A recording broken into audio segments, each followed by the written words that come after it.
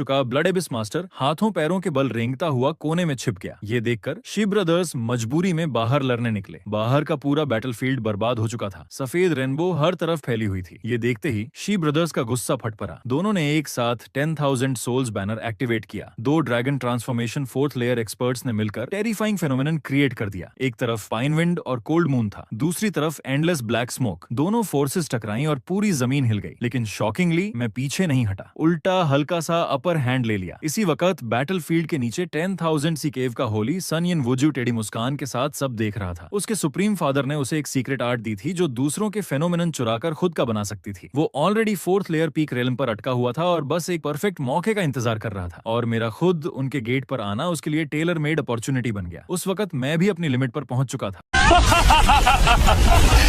मैंने बिना झिझक सेल्फ डिस्ट्रक्शन एक्टिवेट कर दिया। पूरा फेनोमेनन तुरंत एंडलेस फ्लेम्स में बदल गया। ये देखकर शी ब्रदर्स ने जान बचाने के सारे मेथड्स एक्टिवेट कर दिए, लेकिन सिर्फ फोर्थ रेल्म का यिन व्यूज्यू उस ब्लास्ट को नहीं झेल पाया। उसका शरीर सीधा टुकड़ों में उड़ गया। जब मशरूम क्लाउड धीरे धीरे खत्म हुआ तब क्लोज्ड कल्टीवेशन में बैठे सेक्ट मास्टर शियान भी जग गए। जब उन्होंने देखा कि उनका केयरफुली बिल्ट 10,000 सी केव पूरी तरह रुइंस बन चुका है तो उनका दिल टूट गया। सुप्रीम बीइंग का इलेजिटिमेट बेटा भी मर गया। मैं इस बात का जवाब कैसे दूंगा? सबसे बुरी बात यह थी कि इतना बड़ा डिजास्टर क्रिएट करने वाला दुश्मन खुद सेल्फ डिस्ट्रक्ट कर चुका था और सारी मुसीबत लाने वाला ब्लड एबिस मास्टर तो बैटल शुरू होने से पहले ही भाग गया था। गुस्से से पागल शियान ने रुइंस में से मेरी बॉडी निकाली। मैं तुम्हारी लाश के टुकड़े टुकड़े कर दूंगा। लेकिन उसी वक्त उसने मेरी मौत से पहले वाली मुस्कान देख ली। तुम मरते वक्त हंस क्यों रहे थे? दूसरी तरफ मैं फिर फॉरबिडन लैंड से बाहर निकला। इस बार सिस्टम ने मेरी डेथ को ए रैंक स्कोर दिया था और मेरी स्ट्रेंथ सीधा ड्रैगन ट्रांसफॉर्मेशन एथ लेयर तक पहुंच गई। नए एंसेस्टर को देखकर ली जियांजू को समझ ही नहीं आया कि उसे खुश होना चाहिए या उदास। अगर उसका अंदाजा सही था तो लिंगुआनजी एंसेस्टर शायद पहले ही गिर चुके थे। मेरी अगली बात ने उसके अंदाजे को कंफर्म कर दिया। उसके बाद मैं और वो मिलकर पहले वाले अपने ही वर्शंस की श्रद्धांजलि देने गए। खुद को ही श्रद्धांजलि देना बहुत अजीब एहसास था। उसके बाद मैंने डिसाइड किया कि मुझे दोबारा 10,000 सी केव जाना चाहिए। दुश्मन के हमारे सेक्ट पर अटैक करने का वेट करने से बेटर था कि उनकी कमजोरी का फायदा उठाकर उन्हें खत्म कर दिया जाए। एंसेस्टर, क्या आप वापस आएंगे? मैंने पीछे मुड़कर नहीं देखा, बस हाथ हिलाया। मैं लौटूंगा, ये कहकर मैंने एक कदम आगे बढ़ाया और गायब हो गया। इसी दौरान तियानिया सिटी में 10,000 सी केव के टूटने की खबर पूरे रीजन में फैल गई थी। शहर में कई फ्री कल्टीवेटर्स आ चुके थे जो लूट और अपॉर्चुनिटीज लेने आए थे। कुछ ही देर में 10,000 सी केव के अंदर हर जगह बैटल्स होने लगी। शी ब्रदर्स बहुत गुस्से में थे लेकिन कुछ कर नहीं सकते थे। पिछली बैटल में वो बुरी तरह इंजर्ड हो चुके थे और सेक्ट मास्टर भी अपने वुंड्स हील करने के लिए दोबारा सेक्लूडेड कल्टीवेशन में चला गया था। करंट सिचुएशन को संभालने के लिए उन्होंने सेक्ट फॉरबिडन लैंड में सील्ड मॉन्स्टर को रिलीज करने का प्लान बनाया। लेकिन सील खुलने से पहले ही मैं 10,000 सी केव के अंदर घुस गया। मेरे हाथों में विंड और थंडर की पावर चमक रही थी। ड्रैगन ट्रांसफॉर्मेशन एथ हेवन की कल्टीवेशन पूरी तरह फूट पड़ी और